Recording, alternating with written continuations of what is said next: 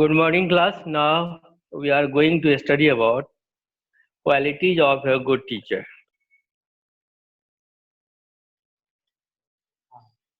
Yes. So जैसा कि आप सबने पहले पढ़ा था कि टीचर के 3 प्रकार के क्वालिटी हैं: professional, personal and social. Professional जो उनके पेशे से संबंधित बातें होती है। तो बच्चों, प्रोफेशनल क्वालिटीज आपने ऑलरेडी पढ़ लिया है। अब आप लोग पढ़ेंगे, आज मैं आप लोगों को पढ़ाऊंगा personal qualities of a teacher, of a good teacher. तो आज का हमारा जो सब टॉपिक है, उस सब टॉपिक में पर्सनल क्वालिटीज की हम बात करेंगे और जो व्यक्तिगत गुण सभी टीचर में होते हैं, होने चाहिए। तो कौन कौन से अच्छे गुण हैं, व्यक्तिगत गुण, जो एक अच्छे और प्रभावी शिक्षक में होना लाजमी है, जरूरी है।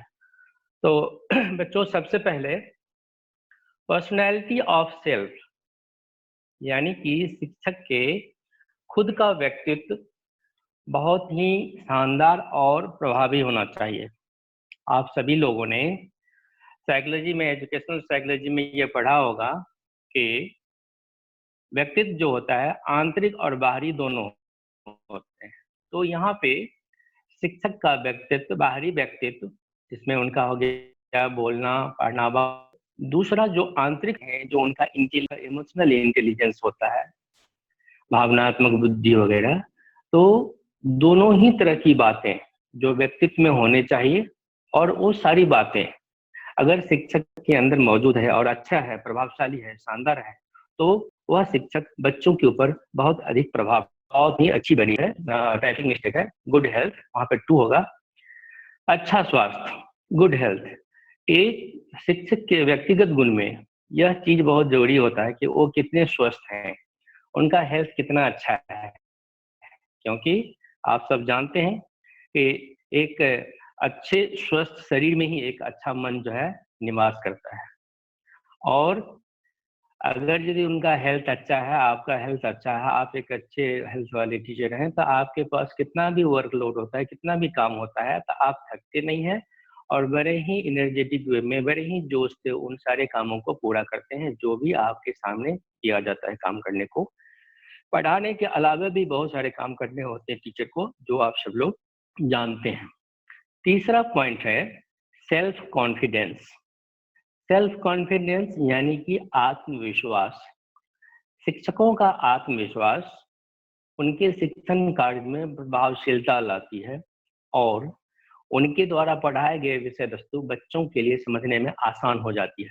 क्योंकि अगर हम एक शिक्षक हैं, आप एक शिक्षक हैं और आपको अपने ऊपर पूरा विश्वास है, आपका आत्मविश्वास बहुत ही दृढ़ है, मजबूत है, और जो भी चीज आप जानते हैं, जो भी विषय की जानकारी, जिस विषय की भी जानकारी आपके पास है, अगर उन चीजों के ऊपर आपका एकाधिकार है, तो आपका आत्मविश्वास बहुत ही उच्च होता है, बहुत ही ऊंचा होता है। इसीलिए जब वर्ग कक्ष में बच्चे प्रश्न पूछेंगे, किसी बच्चे ने ऐसा अटपटा सा प्रश्न पूछ दिया जिसमें जिसको शिक्षक सुनते ही जैसे घबरा जाते हैं, तो वहाँ पे ये परिलक्षित होता है, वहाँ पे यह दिखता है कि उस शिक्षक के अंदर आत्मविश्वास की कमी है। लेकिन जिन शिक्षकों के पास आत्मविश्वास भरपूर होता है, किसी भी परिस्थिति में, वर्ग कक्ष के अंदर या वर्ग कक्ष के बाहर, किसी भी प्रकार का यदि कोई भी प्रश्न पूछा जाता है बच्चों के द्वारा, तो घबराते नहीं हैं, बड़े ही कूल रहते हैं, बड़े ही शांत रहते हैं, और उनको इतना विश्वास होता है कि उस प्रश्न का जवाब वो दे सकते हैं और आराम से उस प्रश्न को जो है वो जवाब देते हैं, चाहे उसी क्लास में दें या आगे आने वाली क्लास में दें। तो एक शिक्षक के लिए उनका आत्मविश्वास एक बहुत बड़ा हथियार होता है। चौथा पॉइंट है इंटरेस्ट इन ओन सब्जेक्ट। अपने खुद के विषय, मान लीजिए आप फिजिक्स टीचर हैं, लेकिन आपका इंटरेस्ट फिजिक्स में है ही नहीं, आप हमेशा केमिस्ट्री के बारे में सोचते हैं और आप ये बोलते भी हैं, तो फिजिक्स बड़ा बोरिंग है, पढ़ाने में अच्छा नहीं लगता है, मुझे तो केमिस्ट्री अच्छा लगता है। तो ऐसी परिस्थिति में क्या होगा, आपको अपने ही विषय में जो है जो अरुचि उत्पन्न होगी, उससे आपके पढ़ाने के तरीके, आपके पढ़ाना, आप लोगों का जवाब देना, इसीलिए एक शिक्षक को अपने खुद के विषय में रुचि होनी चाहिए। अगर आप और भी विषय को जानते हैं तो वो आपका एडिशनल नॉलेज है, दूसरे सब्जेक्ट का भी ज्ञान है तो बहुत अच्छी बात है, लेकिन अपने सब्जेक्ट में बहुत अधिक रुचि रखना, बहुत चीजों को पढ़ना समझना, इससे फायदा होगा कि उस शिक्षक को उस विषय की बहुत ही गहन जो है जानकारी कुछ बातें बहुत ही गहन समझ आएगी, उनका बोध होगा।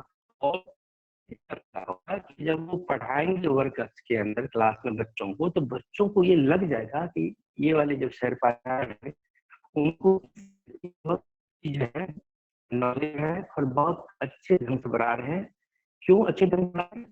बिकॉज उसमें रुचि है, वो हर पहलू हैं उस सब्जेक्ट को, उस सब्जेक्ट के टॉपिक को, उस सब्जेक्ट के स्टूडेंट्स के हर पहलू को जानते हैं कि कैसे पढ़ाएंगे कि बच्चे अधिक से अधिक सीख पाएंगे और बच्चों की अच्छी हो पाएंगी। 5वां पॉइंट है ओपन माइंडेडनेस, खुले दिमाग वाला।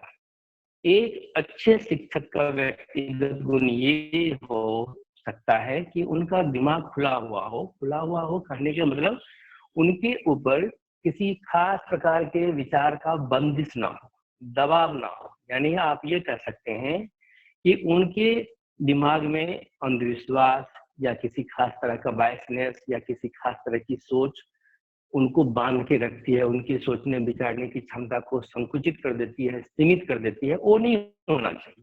क्या होना चाहिए? हम सभी शिक्षकों का दिमाग जो है बिल्कुल ओपन होना चाहिए, फ्रीडम होना चाहिए, जिसमें कि आप हर तरह के काम को करें, उनको एक्सपीरियंस करें, नए नए विचारों को जैसे आप करके देखें। कोई बात आती है, अगर अचानक स्कूल में कहा गया, प्रिंसिपल सर ने कहा स्कूल में कि सभी टीचर्स ये काम करेंगे, आप सभी लोगों को ऑनलाइन टीचिंग करानी है, तो कुछ टीचर्स क्या कहेंगे, ओह ऑनलाइन टीचिंग तो ऐसा होता है, ऑनलाइन टीचिंग में तो ये प्रॉब्लम आती है, ऑनलाइन टीचिंग में तो ये प्रॉब्लम होगी। नहीं, ऐसा नहीं सोचना है। आपको अपने मन मस्तिष्क को बिल्कुल खुला रखना है। जो भी समस्या आएगी, जो भी विचार आएंगे, जो भी तरह के वहाँ पे आइडियाज आएंगे, उसको आप दिल से स्वीकार करेंगे और उसको अपने टीचिंग में अप्लाई करेंगे। तो इससे क्या होगा, आपका अनुभव बढ़ेगा और आपको ही फायदा होगा।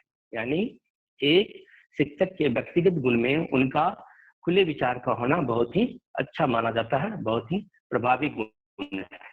अगला पॉइंट हम चलते हैं, 6वां पॉइंट, पेशेंस ऑब्लिक टॉलरेंस, धैर्य और सहनशीलता। आप सब जानते हैं जब आप बच्चों को पढ़ाते हैं तो आपकी क्लास के अंदर बहुत से प्रकार के बच्चे होते हैं। कुछ बच्चे बहुत इंटेलिजेंट होते हैं, जीनियस होते हैं, क्रिएटिव होते हैं, गुड अचीवर्स होते हैं, और कुछ बच्चे स्लो लर्नर्स हो सकते हैं। कुछ बच्चों की सीखने की जो क्षमता है वो बहुत ही कम होती है, और बीच में जो एवरेज बच्चे होते हैं, औसत बच्चे होते हैं, वो सामान्य बच्चे में हर प्रकार से उस तरह के गुण होते हैं जिसको आप आसानी से टैकल कर लेते हैं। कहने का अर्थ यहाँ है मेरा कि बच्चों को पढ़ाते वक्त आपकी कक्षा में, आपकी क्लास में शिक्षक के शिक्षण के दौरान बहुत सारी ऐसी परिस्थितियां आती है जहाँ पे शिक्षकों को बहुत ज्यादा गुस्सा आ जाता है। बहुत सारी ऐसी परिस्थितियां आती है जिसमें शिक्षक जो है अपने भावनाओं को नियंत्रित नहीं कर पाते हैं। तो उस जगह पे जिन शिक्षक के पास पेशेंस होता है, टॉलरेंस होता है, धैर्य होती है, सहनशीलता होती है, वो क्या करते हैं, सिचुएशन को संभाल लेते हैं और सिचुएशन को खराब नहीं होने देते। मान लीजिए कि दो बच्चों की आपस में लड़ाई हो गई और कल होकर के उनके मम्मी पापा स्कूल में आ गए, एक बंदूक लेके आ गए और एक जो है कुछ और लेके आ गए, और वहां पर जो है आपके सामने में ये बातें करें कि हमारे बच्चे को इसके बच्चे ने मारा, वो कहेंगे कि नहीं इनके बच्चे ने मारा। ऐसी परिस्थिति में तो क्लास टीचर जो होंगे या टीचर होंगे क्लास वाले, वो तो फंस जाएंगे बेचारे। तो उस वक्त वैसी परिस्थितियों में जब पीटीएम होती है, पेरेंट्स टीचर मीटिंग होती है, उस परिस्थिति में बहुत सारे ऐसे परिस्थितियां आती है, बहुत सारी ऐसी परिस्थितियां आती है जिन परिस्थितियों में आपको अपने गुस्से के ऊपर, अपने मानसिक दबाव के ऊपर बहुत ज़्यादा नियंत्रण रखना होता है। तो वो नियंत्रण कैसे रखेंगे?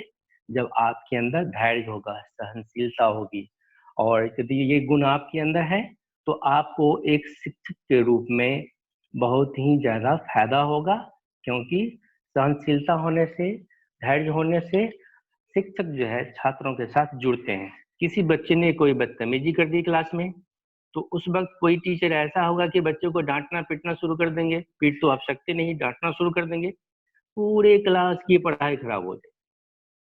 तो एक अच्छा समझदार शिक्षक क्या करेगा? उस परिस्थिति को उस वक़्त धैर्य के साथ, सहनशीलता के साथ बर्दाश्त करके उस सिचुएशन को जो है अवॉइड करेंगे और आगे पढ़ाएँगे। बाद में उस समस्या के समाधान के लिए क्लास टाइम के बाहर वो सोचेंगे कि अब क्या किया जाए। ठीक है बच्चों?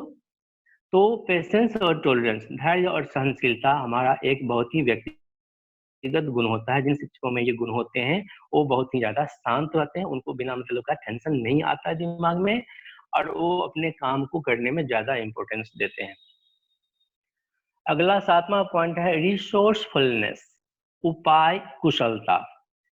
रिसोर्सफुलनेस का मतलब ये है कि अगर वर्ग कक्ष के अंदर पढ़ाते समय में शिक्षकों के सामने में कुछ ऐसी परिस्थितियां आ जाती है जिसका समाधान वो तत्काल नहीं कर पाते हैं, तो ये माना जा सकता है कि उस शिक्षक के पास उपाय कुशलता नहीं है।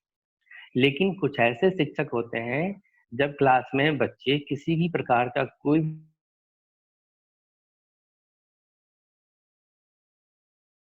भी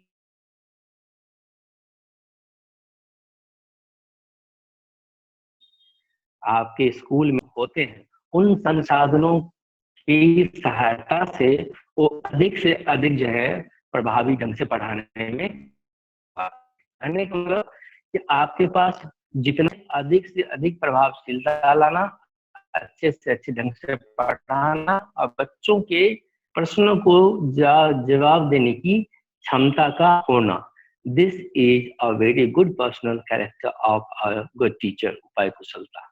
इसके बाद चलते हैं 8वां पॉइंट पे, पॉजिटिव एटीट्यूड टुवर्ड्स टीचिंग। सोचिए, क्या आप सभी बीएड के बच्चों में टीचिंग के लिए, टीचर के लिए, अपने बच्चों के लिए, समाज के लिए, सामाजिक उत्थान के लिए, क्या आपके अंदर सकारात्मक दृष्टिकोण है? मुझे ऐसा लगता है कि सभी में होते हैं, कुछ को छोड़ के। किनको छोड़ के? जो बच्चे टीचिंग प्रोफेशन को अपनी मर्जी से नहीं अपनाए हैं, बल्कि दबाव में आकर अपनाए हैं। जो बीएड में एडमिशन अपनी मर्जी से नहीं, अपनी दिलचस्पी से नहीं लिए हैं, बल्कि वो किसी दूसरे कारणवश जो है आ गए हैं टीचिंग में, बीएड में। तो वैसे परिस्थितियों में देखा जाता है कि उनके मन में टीचिंग के प्रति, शिक्षक के प्रति नहीं होता है। लेकिन ये बात भी सच है कि जब वो ट्रेनिंग करते हैं तो धीरे धीरे धीरे उनके मन में भी शिक्षण प्रक्रिया के प्रति एक सकारात्मक दृष्टिकोण उत्पन्न हो जाता है। और इससे फायदा क्या होता है? यदि आपका दृष्टिकोण टीचिंग के लिए बहुत ही पॉजिटिव है, तो आपको संतुष्टि मिलती है, आपको अपना जो लक्ष्य होता है उस लक्ष्य को प्राप्त करने में सफलता मिलती है। सबसे बड़ी चीज, आपको अपनी आत्मिक खुशी मिलती है, आपको आपके अपने मन के अंदर की जो खुशी है वो खुशी प्राप्त होती है। यानी कि आप अंदर से खुश होते हैं, संतुष्ट होते हैं, आपको लगता है कि आज मैंने बहुत बड़ा काम किया। और जैसा मुझे लगता है, कई बार जब मैं पढ़ाता हूँ तो 1 घंटे पढ़ाने के बाद, 1 घंटा पढ़ाने के बाद ऐसा लगता है कि बहुत बड़ा चीज मिल गया। क्यों? एक आत्मिक खुशी है, एक पॉजिटिव एटीट्यूड है, जिससे हमारा इंटरनल जो हमारा जो डिजायर्स है वो सेटिस्फाई होता है, हमारा आंतरिक मन जो है संतुष्ट होता है। साथ ही इससे और क्या होता है, अगर आप पॉजिटिव एटीट्यूड रखते हैं किसी भी काम के लिए, तो उसमें आपका मन लगेगा, आप जोश के साथ काम करते हैं, आपका आत्मविश्वास बहुत बढ़ जाता है, आप मोटिवेटेड होते हैं, और 12-15 घंटा काम करने के बाद भी आप नहीं थकते। So this point, positive attitude towards teaching is very important. ये जो है शिक्षकों के लिए शिक्षा के प्रति जो सकारात्मक दृष्टिकोण है, ये बहुत ही महत्वपूर्ण है। इसके बाद चलते हैं honesty. You all know that honesty is the best policy. आप सब जानते हैं कि ईमानदारी सबसे अच्छी नीति है। तो क्या एक शिक्षक को ईमानदार होना चाहिए? यस, 100% ईमानदार होना चाहिए। क्यों?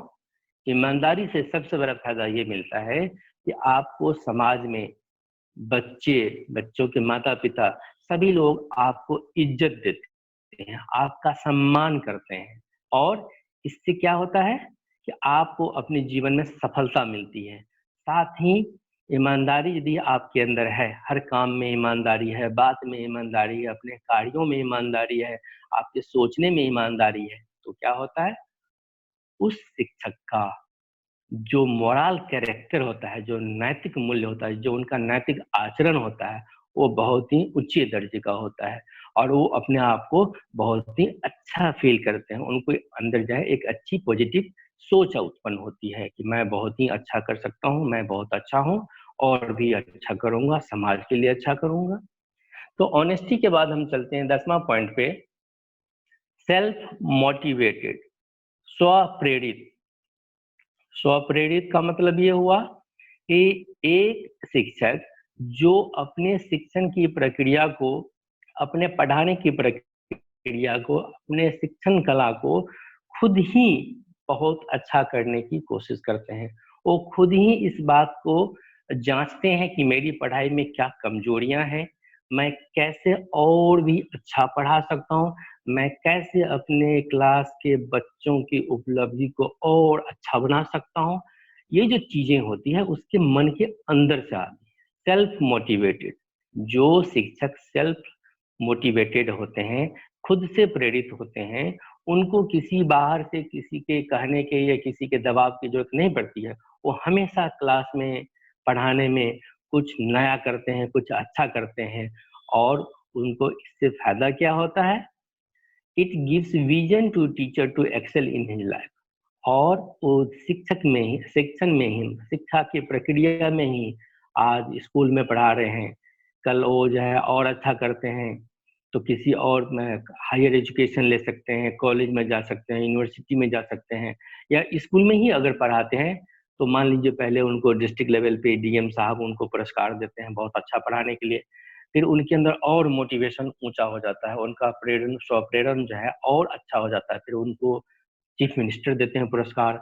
और एक समय ऐसा आता है कि भारत के राष्ट्रपति उनको best teacher of the country के अवार्ड्स में शामिल करते हैं।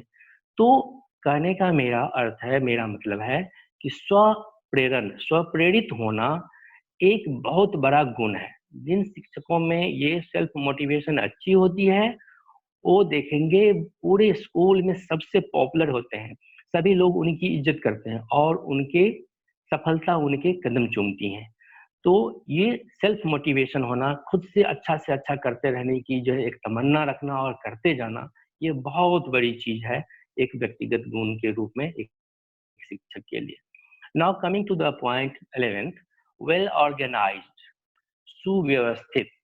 आपने देखे होंगे अपने बचपन के दिन, सभी बच्चे याद करो, आप सभी बच्चे अपने बचपन के दिन याद कीजिए। आपने स्कूलों में देखे होंगे कि कुछ शिक्षक ऐसे होते थे जो अपना कॉपी कलम या जो भी चीज है, डस्टर या चौक या जो पढ़ाने के लिए लेसन प्लान है, वो सारे चीज ले करके क्लास के सामने 2 मिनट पहले आकर के तैयार रह। और कुछ शिक्षक ऐसे जो क्लास में आए, अरे मोहन जैसा चौक ले आना, अरे सोहन छड़ी लेके आ जा, बेटा तुम जा ये लेके आ जा, तुम जैसा मैथ लेके आ जाओ। ये सब क्या है? ये सब वैसे शिक्षक के उदाहरण हैं जो सुव्यवस्थित नहीं होते। और जो सुव्यवस्थित टीचर होते हैं, जो वेल ऑर्गेनाइज्ड होते हैं, उनकी बहुत अच्छी प्लानिंग होती है। और जो प्लानिंग उनकी बहुत अच्छी होती है, अच्छी योजना बना करके वो चलते हैं पढ़ाने में, क्लास में आने के पहले, क्लास में आने के बाद, क्लास से जाने के बाद। ये सारा चीज जब उनका बहुत ही प्लान होता है, सुव्यवस्थित होता है, तो फायदा क्या होता है, उनके सामने समस्याएं कम आती है और कम समय में वो अधिक से अधिक उपलब्धि प्राप्त करते हैं, खुद के लिए भी और बच्चों का भी उपलब्धि बढ़ाते हैं। साथ साथ उनको ये लगता है कि परिस्थितियां जो होती है उनके नियंत्रण में होती है और सबसे बड़ा फायदा, आपके ऊपर मानसिक दबाव नहीं रहता है।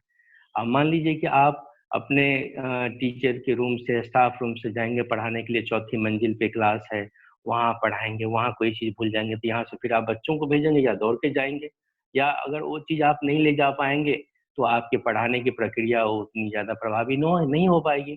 तो आपके ऊपर बिना मतलब का एक जो है मानसिक दबाव उत्पन्न होता है।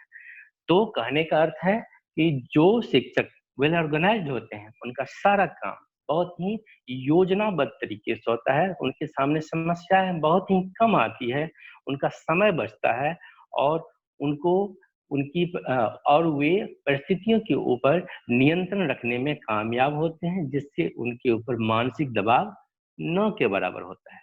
ठीक है बच्चों, समझ रहे हैं? सब लोग ध्यान से सुन रहे हैं मेरी बातों को, देख रहे हैं? नाउ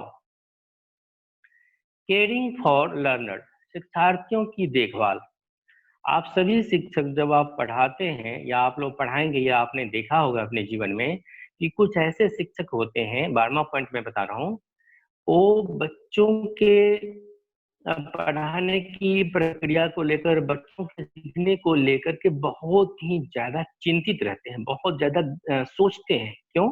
तो एक केयरिंग टीचर जो होता है, जिनके अंदर पढ़ाने का पैशन होता है, बहुत ज़्यादा वो पढ़ाने के बारे में सोचते हैं, बच्चों को शिक्षा देने के बारे में सोचते हैं। तो इससे जो केयरिंग एजुकेशन की बात करते हैं और हमेशा बच्चों को कैसे भलाई हो, बच्चों का कैसे भलाई हो, बच्चों को कैसे अधिक से अधिक फायदा पहुँचाया जाए, कैसे बच्चों को, जो ज़रूरतमंद बच्चे हैं, जिनको ट्यूशन नहीं है, जो गरीब बच्चे हैं, जो ट्यूशन नहीं पढ़ पाते हैं या जिनको किसी तरह की कठिनाई आ रही है पढ़ने में, तो उन सब की समस्याओं को समाधान करने के लिए ऐसे गुण का होना ज़रूरी है। दैट इज़ केयरिंग फॉर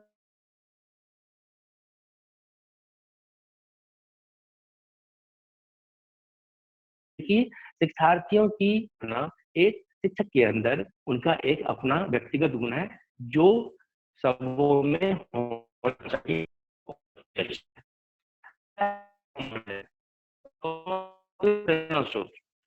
अब जब आप आठवीं सातवीं के बच्चों से पूछोगे कि तुम्हारा रोल मॉडल कौन है, तो कोई क्या बोलेगा? बोलेगी मैं तो बनना चाहता हूँ, कोई बोलेगी मैं तो प्रियंका चोपड़ा बनना चाहती हूँ, कोई ये भी बोल सकता रहता मैं नरेंद्र मोदी बनना चाहता हूँ, ऐसा भी हो सकता है। बिल्कुल। तो रोल मॉडल का मतलब ये होता है कि जो उनके लिए प्रेरणा स्रोत हो, बच्चों के लिए। एक बच्चों के सामने स्कूल में, विद्यालय में रोल मॉडल की तरह अपने आप को प्रस्तुत करना चाहिए, एक प्रेरणा स्रोत के रूप में प्रस्तुत करने चाहिए। क्यों? इससे फायदा क्या होता है? जो गुड टीचर्स होते हैं, अच्छे टीचर्स होते हैं, वो बच्चों को निर्देशित करते हैं, गाइड करते हैं, उनको परामर्श देते हैं कि क्या चीज अच्छा है, क्या तुम करोगे तो तुम्हारे जीवन में अच्छी सफलता मिलेगी। तो एक जो रोल मॉडल वाले टीचर होते हैं, जो एक मॉडल टीचर होते हैं, वो बहुत ही विनम्र होते हैं, दूसरों को अभिप्रेरित करने वाले होते हैं और बगैर किसी ना नुकर के वो आगे बढ़ के काम करने वाले होते हैं। जैसे अचानक स्कूल में काम दिया प्रिंसिपल ने, ये सारे काम करने हैं, तो कुछ टीचर्स क्या बोलेंगे? मेरी तबीयत ठीक नहीं है। कुछ टीचर्स क्या बोलेंगे? मेरे साथ तो ये समस्या आ गई है, मैं ये नहीं कर सकता, मैं ये नहीं कर सकती। लेकिन जो रोल मॉडल टीचर्स होते हैं, दे कम फॉरवर्ड, वो आगे आते हैं और बोलते हैं यस सर मैं कर सकता हूँ, यस मैम मैं कर लूंगा। और रोल मॉडल वाले टीचर्स बच्चों के प्रति सहानुभूतिपूर्ण व्यवहार करते हैं। जो अच्छी चीजें होती है बच्चों में, उसको पॉइंट आउट करके बताते हैं कि बेटा तुम्हारे अंदर ये सारी अच्छी बातें हैं, लेकिन कुछ ऐसी बातें हैं जिसमें तुम इम्प्रूवमेंट करोगे तो और अच्छा बन जाओ। They appreciate teachers arts. जो एक रोल मॉडल टीचर होते हैं, वो आर्ट्स को, कलाओं का जो है काफी जो है प्रशंसा करते हैं, अप्रिशिएट करते हैं।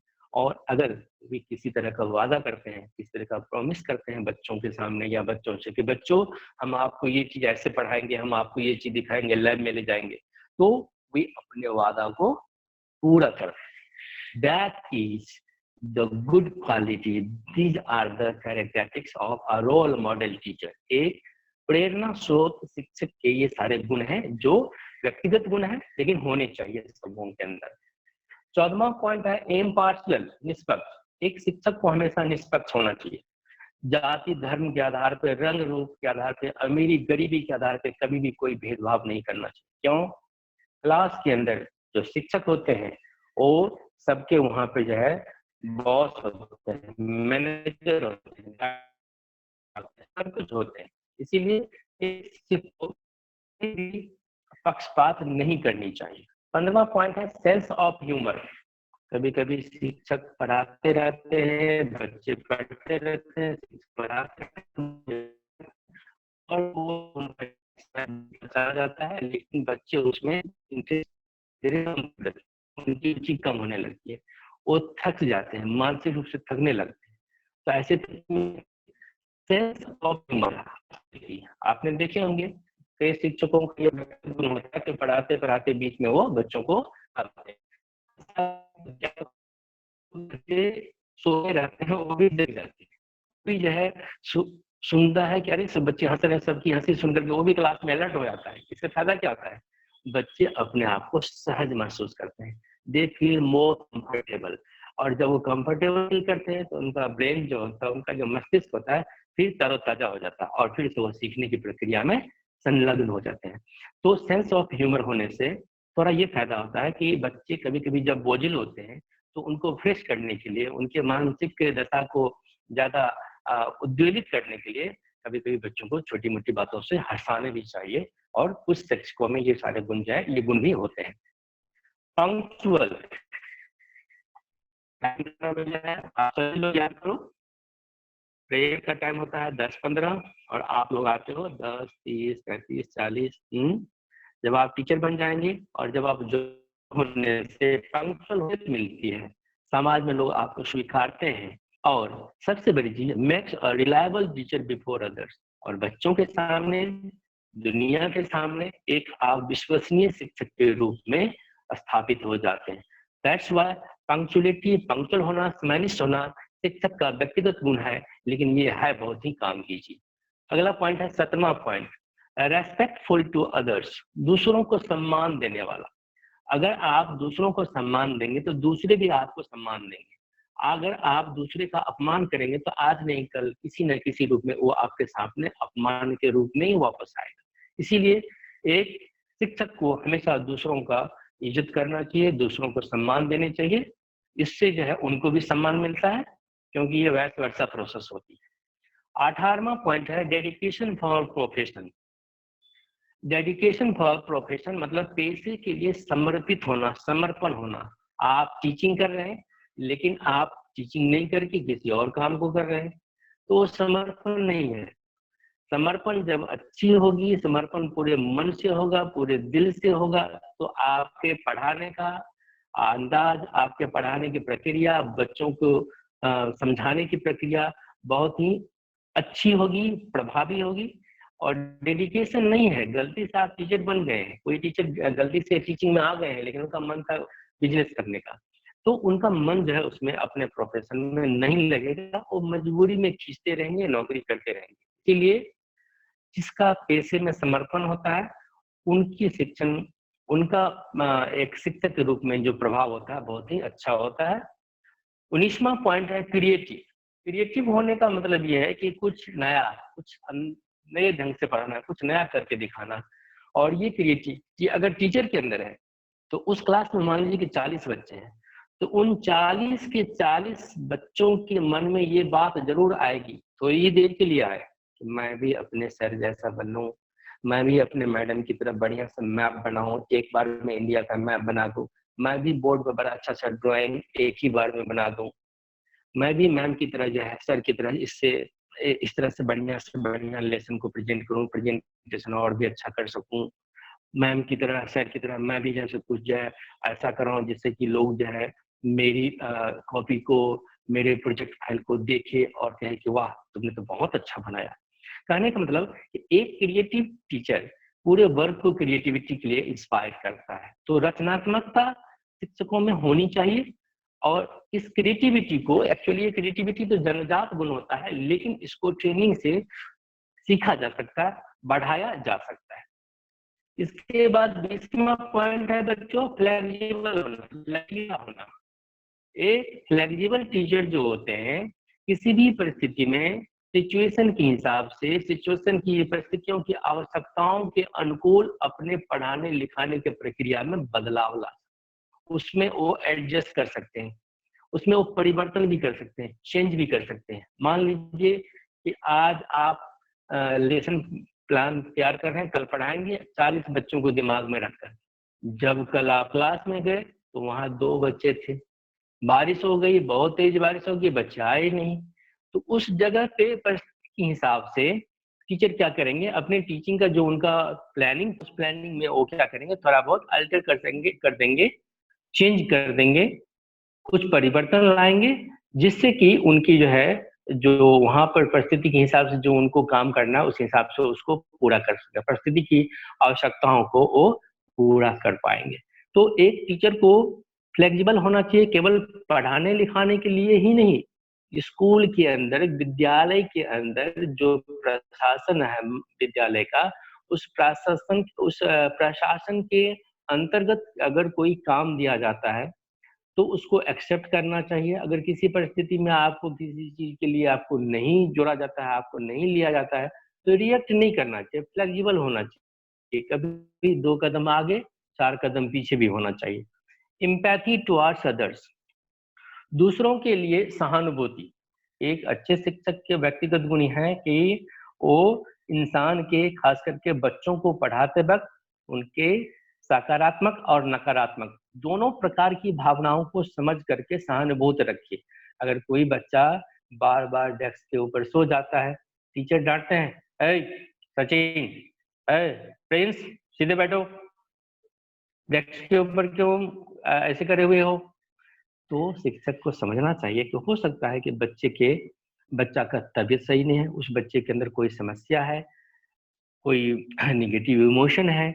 तो कहने का अर्थ यह है कि सकारात्मक और नकारात्मक जो भी भावनाएं होती है बच्चों की, उन चीजों को ध्यान में रख करके शिक्षक को जो है सहानुभूतिपूर्ण जैसे व्यवहार करने चाहिए। इसके बाद चलते हैं पर्सनल वैल्यू, व्यक्तिगत मूल्य। ये व्यक्तिगत मूल्य जो होते हैं, कुछ ऐसे शिक्षक होते हैं जो पढ़ाने के साथ साथ अपने व्यक्तिगत मूल्य, शिक्षक का वो ऐसे टीचरों के ऑनेस्टी, उनकी ईमानदारी, काम के प्रति लगन, बहुत ही ऊंचा जैसे नैतिक आचरण, ये जो चीजें होती है, इन चीजों का प्रभाव बच्चों के ऊपर प्रत्यक्ष और अप्रत्यक्ष दोनों रूप से पड़ता है। अगर क्लास में आप पढ़ा रहे हो, आप शिक्षक हो, तो 40 के 40 बच्चे क्लास में आपको देख रहे हैं, 40 दूना 80, 80 eyes are watching you constantly। 80 आंखें आपको लगातार देख रही है कि आप कैसे खड़े होते हैं, आपके बोलने का अंदाज क्या है, आप किस तरह से रिएक्ट करते हैं, आप किसी बात के ऊपर बगैर बोले हुए चेहरे पे किस तरह का फेशियल एक्सप्रेशंस लाते हैं। All these things are very minutely observed by the students। सभी बच्चे बहुत ही ध्यान से इन सारी चीजों को देखते रहते हैं। और जो पर्सनल वैल्यूज होते हैं, व्यक्तिगत मूल्य होते हैं, ये है चंदन की खुशबू की तरह फैलता है, अच्छी बातें भी फैलता है, लेकिन अगर किसी टीचर का व्यक्तिगत गुण यदि निगेटिव है, नकारात्मक है, तो उसको फैलने में 5 मिनट भी नहीं लगेगा, पूरे स्कूल के बच्चों में फैल जाएगा। अरे वो टीचर तो ये XYZ। कहने का मतलब व्यक्तिगत मूल्य अगर बहुत ही अच्छा है तो टीचर बहुत अच्छा इज्जत पाते हैं और उनका प्रभाव बच्चों के ऊपर पड़ता है।